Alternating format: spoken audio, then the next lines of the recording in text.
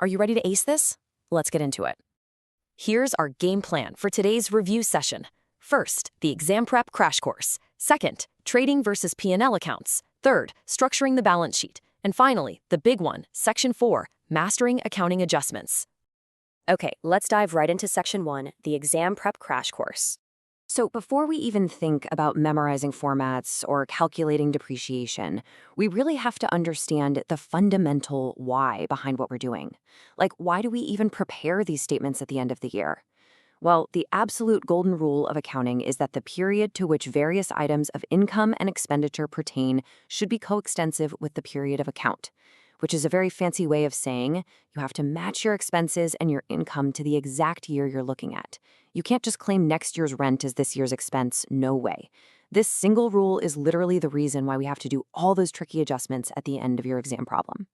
Moving right along to Section 2, trading versus P&L accounts. Now, you have to remember that your income statement isn't just one giant chaotic list of expenses. It's actually split into two very distinct building blocks. First up is the trading account.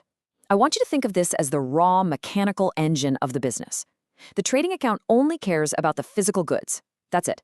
It's debited with your opening inventory, your purchases, and the direct expenses incurred to bring those goods into the godown to make them ready for sale, things like freight or cartage. And when you balance this engine, it spits out your gross profit.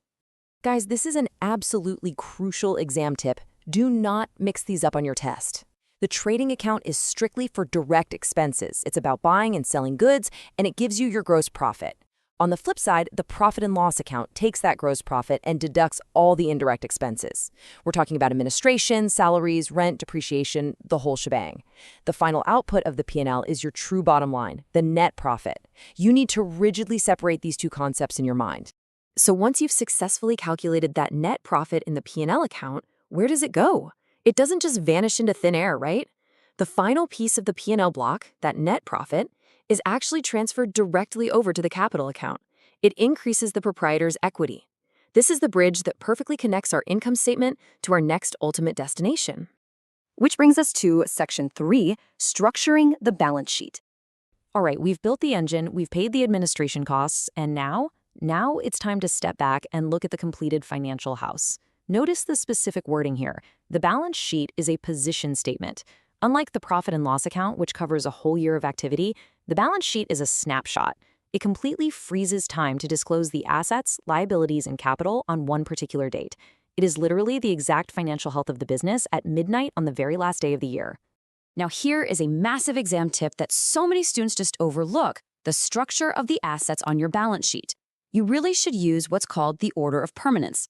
Long-term assets that you intend to keep and use in the business for a long time go first, like land and building, then plant machinery. As you move down the list, the items become more liquid, ending with the most liquid asset of all, right at the very bottom, cash in hand. Following this specific order shows your examiner that you truly understand financial structure. Finally, Section 4, mastering accounting adjustments. All right, take a deep breath. We have reached the actual climax of this explainer. This is where the most points are won or lost on your exam. Let's tackle those dreaded notes at the bottom of the trial balance. So the absolute crucial point you have to remember is this: the dual effect.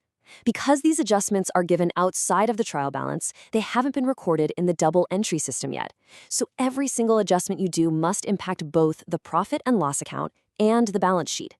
If you only adjust the expense but forget to add the liability, your balance sheet is simply not going to balance. Period. Let's look at a simple example of our first major adjustment: accrued income. Breaking through the accounting jargon, this basically just means you did the work, you definitely earned the money this year, but the actual cash hasn't hit your bank account yet. The due date falls in the next period. But remember our golden rule from earlier? We absolutely must match the income to this year. Let's say your trial balance shows you received $150,000 in interest, but the adjustments tell you there's an extra $45,000 in accrued interest. Notice the dual impact here. First step, in the profit and loss account, you must add that $45,000 to your interest received.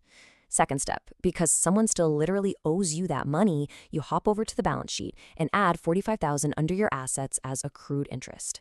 And that gives us $1,095,000 as our final true figure. That's the exact number you're going to write on the credit side of your profit and loss account for interest.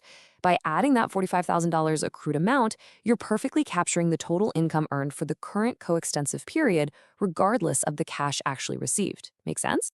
Okay, now let's flip the scenario completely with prepaid expenses. This is a payment made in advance that pertains to the next accounting year. You paid the cash early, so you currently have a benefit waiting for you next year. But here's the catch. We cannot let next year's expense sit in this year's profit and loss account. Let's see how this plays out with a real example. Imagine you paid $50,000 in rent, but the notes at the bottom say $14,000 of that is actually for next year. Step 1.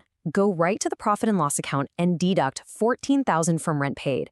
Step 2. Since you paid early, you technically own the right to that space next year. It's an asset to you. So you go to the balance sheet and add $14,000 under assets as prepaid rent. And here is our resolution. $36,000. By deducting the $14,000 prepayments from the $50,000 total, you find the true rent expense of $36,000 that rightfully belongs in this year's profit and loss block. It's clean, it's totally accurate, and it perfectly follows those fundamental principles of accounting we talked about. So we've built the engine, separated our accounts, structured our assets by permanence, and mastered the dual effects of adjustments.